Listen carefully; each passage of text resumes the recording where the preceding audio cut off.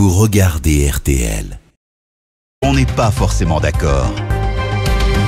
8h19, on n'est pas forcément d'accord ce matin avec Nicolas Demenac. Bonjour Nicolas. Bonjour. Marine Le Pen n'a plus grand-chose à craindre de son père Jean-Marie. Ce dernier a même renoncé à se rendre au congrès du Front National. Il l'a annoncé sur RTL.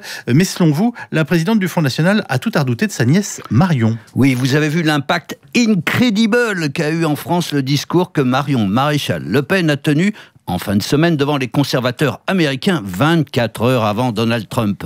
Elle a complètement éclipsé sa tante qui n'avait même pas réussi à se faire recevoir par le président des États-Unis alors qu'elle s'était déplacée dans ce but. Une terrible humiliation qu'ont souligné et aggravé encore les médias français qui ont célébré le culot charming de la jeunette de 28 printemps. Et les internautes identitaires ont submergé la toile de leurs déclarations énamourées. Marion, tu es belle. Marion, come back. Marion, présidente, des brassées de fleurs pour elle et des couronnes d'épines pour Marine, dont beaucoup souhaitaient carrément qu'elle disparaisse. Mais c'est bien de cela dont il s'agit.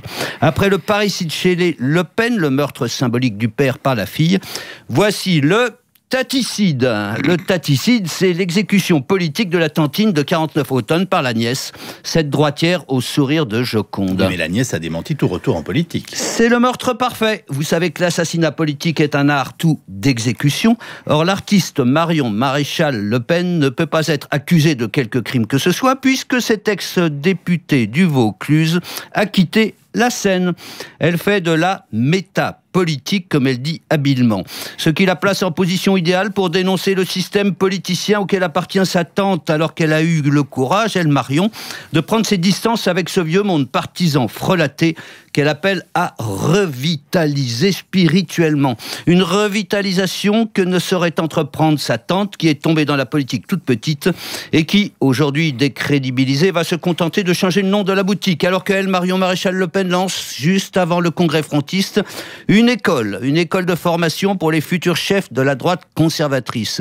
Car il faut, affirme-t-elle, gagner la bataille culturelle avant d'espérer remporter la guerre politique, ce qui sous-entend clairement que Tantine s'échine en vain dans ses guéguerres d'appareils où elle va se perdre comme s'était perdu Jean-Marie Le Pen. Alors, si je vous suis bien, elle se place au mieux pour reprendre la succession, le fonds de commerce frontiste. Oui, pour le reprendre et le faire fructifier en rassemblant les droites nationalistes, conservatrices, chrétiennes, anti-islam. C'est ce travail de recomposition qu'a entrepris d'effectuer à distance Marion Maréchal Le Pen, qui souligne par son absence même aux côtés de sa tante que celle-ci en est incapable. Marine Le Pen serait même l'obstacle à toute recomposition des droites, donc à toute conquête du pouvoir.